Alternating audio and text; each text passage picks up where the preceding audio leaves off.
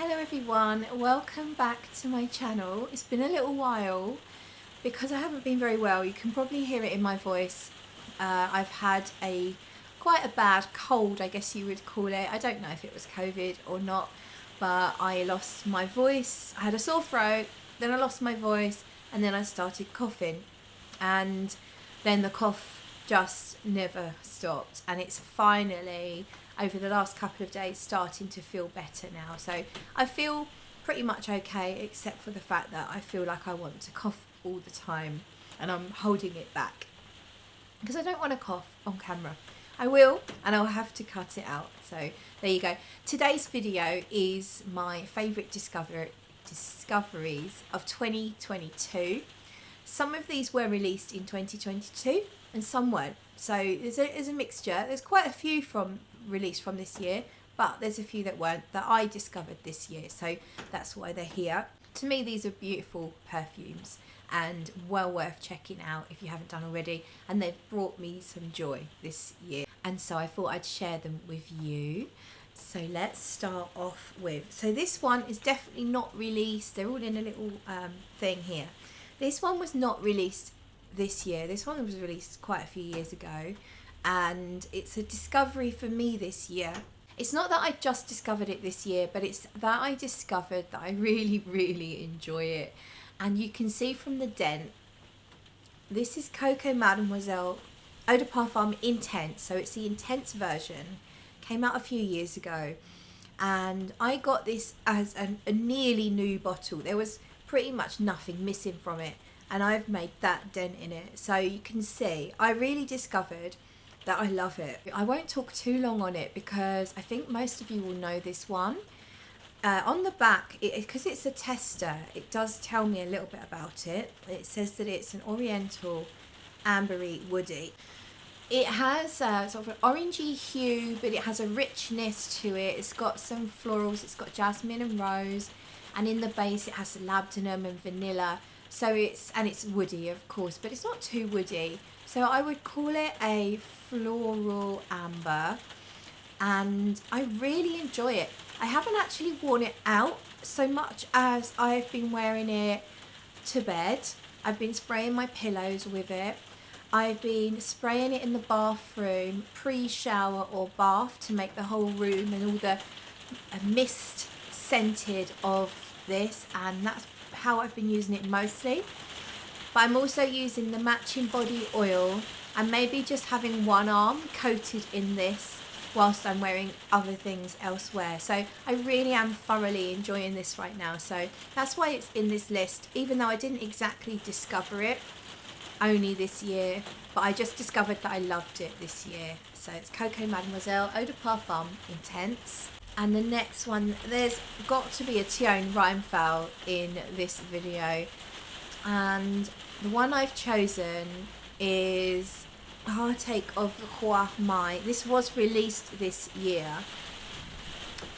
And it's a gorgeous, a freshish floral with a bit of an amber resin musk base. It has a neroli in it, but it doesn't smell like your typical neroli. So when you have neroli, I find it's quite green and bitter in most compositions, and when I smelt the natural essential oil, it always smells a bit green and bitter. I do not get that from this. I think there's a freshness that it brings, but it's more floral. I think it's more sparkling. There's some amber in here. There's a tea note. I think there's a spice. It might be nutmeg. It's quite difficult to describe, but I find it chewy, and I think that's the amber, and I get that from a few different fragrances. It's sort of like marshmallow-esque chewiness. Not exactly sweet as marshmallow, but although this does have a decent amount of sweetness, I think there is some vanilla. There's some sweeter notes in here, but it's fresh yet deep, and sort of like a mid-season fragrance, a spring fall kind of fragrance. But I mean, I would wear it any time of year, and you can see I've nearly done half the bottle, so I do very much enjoy it. Beautiful fragrance. There's also something that reminds me of Teone's Taif Rose, in here, just an element as well. So if you like that, you might like this one too. But Heartache of the Hua-Mei. This little one was sent to me by Sarah McCartney from 4160 Tuesdays. It's called Cherry Hue, and it's a lovely little dinky bottle. I think they're either 10 or 15 ml. I love that they do quite a few different sizes, so it's a affordable option to get the smaller ones. And I have this one on here, and Cherry Hue is a cherry. To me, it smells like cherry, violet, almond, and raspberry, but musky and clean and quite fresh. So I guess there's some citruses because it's got this zingy freshness to it, and it's really pretty. And I don't know why no one's talking about this. Cherry is trending. Cherry's having a moment, and yet everyone's talking about other cherries, and this cherry is really one to consider. If I was to put it in a ballpark, I'd put it with Violet in Love from Parfums Nicolai. It's a similar sort of almost lipsticky violet with freshness and raspberry. So it's in the ballpark. It's not the same. You could definitely have both. This one's fresh, fun, quirky, easy, frivolous. So Cherry Hue from 4160 Tuesdays. This travel size was sent to me by Ormonde Jayne, and it's actually doesn't say it on the travel size, and it's called Babylon. I was trying to remember what it is. This is so pretty. Babylon is, I don't remember the notes at all now. Let's spray it here. I think if you like Tiffany Intense, it's similar to that in that it's got this fruitiness mixed with this powdery irisiness. It's really pretty, very spring-like. Kind of another one that's a little bit light-hearted and flirty, but this is more powderiness and irisiness that makes it maybe a bit more not grown up, but a little bit more demure, maybe a little bit more, slightly more serious, not serious, but a bit more serious than Cherry Hue, for example. Yeah, lovely, fresh, fruity, pear-like note. Not a syrupy, rich pear like La Belle, but a lighter, fresher pear, underscored with, I think, something that's a bit irisy, vanilla-y. Really, really pretty. I think this was released in 2022, and I would happily own a full bottle of that at some point. It's so pretty. It's uplifting. It has a bluebell note. Whenever I smell real life bluebells, I can't smell anything. So I know some people can smell bluebells. Maybe some bluebells smell, some don't. But there is a listed bluebell note, which is quite a quirky note, really. It's not something you see every day. So that one's called Babylon from Ormonde Jayne. Really nice. This one was sent to me as a win. It was a giveaway, I should say. It was giveaway on Instagram, and I won this, and it's called Lost Wonderer. So there's two words. One, wanderer, meaning wandering around, lost maybe. Wanderer, meaning wondering, thinking, I guess, maybe daydreaming even. So Lost Wonderer, and I did mix the pronunciation up when I talked about this before. This is by a company called Peosym. They're in Australia, and this is their only offering at the moment, but I think there's something else being brewed up because I saw something on Instagram, a little hint. This is really nice. I would say it's in the vein of Parfums de Marly Hera and Tobacco Vanille. So it is that rich, spicy tobacco vanilla scent. It's not the same as either of those. I find both of those far too rich and kind of cloying. I find the tobacco too much, and here is like a much more subtly done fragrance. It's not breaking the mold, but it is done so nicely. So I really highly recommend checking it out. They do samples, although it might be worth waiting till the next offering is available and sample both at the same time, especially if you're not in Australia and you have to have it shipped to millions of miles away from Australia. But yeah, Lost Wonderer is a really, really nice, rich, spicy tobacco vanilla scent. So I'm going to talk about a fragrance I've only had sample of, and that is Fille de Joie from Sergio Tom. It's a really rich, voluptuous, jammy jasmine scent. I think it smells rosy. There's no rose note listed. The colour of the juice is dark red, and I absolutely love it. It smells incensey, a little bit spicy, very Christmassy, I think, and I absolutely love it, and I have to have it. So that's on my wish list, and I'm hoping in January to purchase a bottle if I can find a nice deal. If anyone spots any deals on Sergio Tom, please let me know if you're in the UK. I'm trying to find a good deal, but because it's quite a recent release, I think it only came out 2021, the deals aren't there for it like they are for the longer standing fragrances. But Fille de Joie, absolutely love it. Can't wait to own a bottle. I've emptied out my sample. And then the next one I have a sample of, and I used to own a bottle of the original formula. Since then it's been reformulated, and it's Le Maroc pour Elle from Andy Tower, and that's another one I'm planning to buy a bottle of. And it's another jasmine fragrance. It's jasmine, rose, spices, incense, a caramel sort of amber base. Absolutely love it. I'm crazy about it. And so I'm going to be buying a bottle of that. So that was a rediscovery, because I used to have the original formula, and then I tried the new formula only this year, and I like the new formula better because to me the dry down is less oak mossy. I don't know if there's really oak moss in the formula. I think there might be a little bit, but the dry down was really, really long lasting. So the original formula was beast mode and beyond, to infinity and beyond. So I didn't wear it too often because it was so strong, so long lasting, that it meant that if I committed to it, I couldn't wear anything else until I'd had a shower. And even then, if I showered the same day, I probably wouldn't be able to wash it off. It was that strong. The new formula is normal.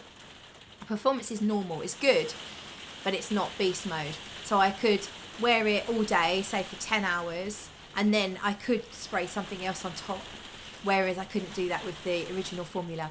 So that's why I like it better, and also I find the dry down's more ambery and less on the oak moss vetiver side. So loving the new formula of Le Maroc pour Elle from Andy Tower. That is on my buy list as well, hoping to buy in January. And this was a discovery. It definitely wasn't released this year. It's Joyeuse Tubereuse from Guerlain. As you can see, I have this in the older style bottle. They now come in those bigger, rounder bottles. It was such a surprise. I bought it because it was really cheap. It was on TK Maxx, if you would believe it. And I think it was about 40-ish pounds. And so I took a punt because I don't think I'd even bothered to try it in a Guerlain shop, because I just assumed tuberose is not my favourite note. I find it too flowery, too strong, too in your face. So I've never bothered to try it. And then because it was so cheap, I thought I'll blind buy it and I could probably sell the bottle on no problem. And then when I tried it, I tried it live, I think, actually on YouTube. So it was a live stream. And I was so happy. It's got a slightly green element to it, which normally I don't love green things, but it's a fresh green, like a green, almost like a dewy grass green, rather than dark leafy foresty green. So it has this dewy, almost watery, grassy element, and a beautiful white floral. There's more than just tuberose. I think there's some jasmine, and then that gorgeous Guerlain base. It's not as rich and sweet a base as, say, Angelique Noir, or most of the Matière line, the ones that sit on a lot of vanilla.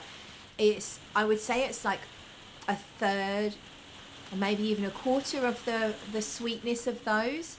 But I love that. I find them, Angelique Noir, I think it's beautiful, but it's just a bit too sweet and too vanillic in the dry down. this is perfect for me, and it's kind of like fluffy, musky, irisy as well. It's that typical Guerlain, you know, Guerlainade, I guess you would call it.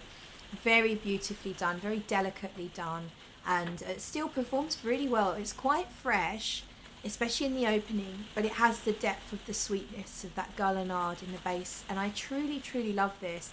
And as you can see, I've dented it quite a lot, so you can see how much I love it. It does scream spring to me, spring, summer, but I wear it all year round, and I find it very uplifting. So yeah, that's Joyeuse Tuberose from Guerlain. And then we have, I would say this is probably my second favourite purchase of 2022, and actually was released in 2022, and it's Unspoken Musk. I am a musk whore. This is absolutely beautiful. Francesca sent me a sample of it, and I liked it to start with, and then I fell in love quite quickly. As soon as I had it on skin, you've got to put, I think when it comes to musks and irises, I mean, you've got to put perfume on your skin, but when it comes to musks and irises, they have to go on your skin, because that's when they come to life. And yeah, Unspoken Musk is, to me, it's a little bit dirty in the opening. There is castoreum and civet, but do not let that put you off, because I don't find them too intense. They just add a little bit of a skank, but it's more like a pillow that someone's been sleeping on for a week skank. Not really anything. It's not like secretions, and it's not like toilet stuff, you know. I don't think it's fecal or pissy, although my friend did say she thought it was pissy. So it's all open to your own evaluation, of course, but for me it's more like a dirty pillow.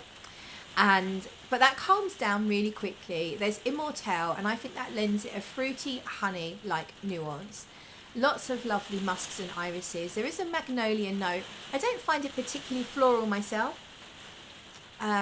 I find it really more of an iris and vanilla. Once you get to the dry down, it's like the most beautiful iris and vanilla combination that is warm, addictive, and I cannot stop sniffing. It's cozy. It's just me. This could be a signature scent for me. I truly, truly love it. So that is Unspoken Musk from Francesca Bianchi. Finally, I honestly believe this is the best release of 2022. And I kind of knew it was going to be before I even tried it. Hera from Papillon Perfumery. Hera is so beautiful. It's very, very natural. So this is the most naturals that Liz Moores has put into any of her perfumes so far, and she doesn't scrimp on naturals anyway.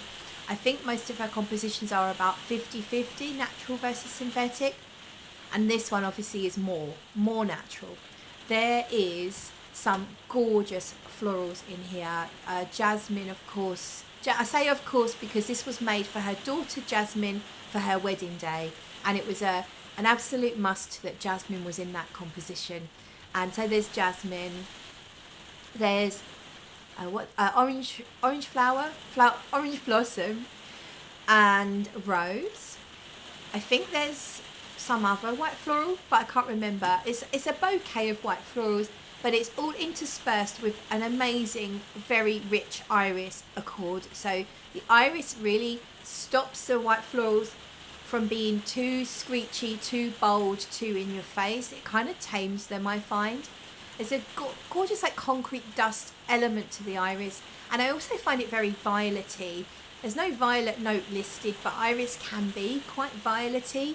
It's very similar in composition to, I think violet and iris have a similar makeup. And then when you get to the dry down on this one, there is some oak moss, there's some labdanum, and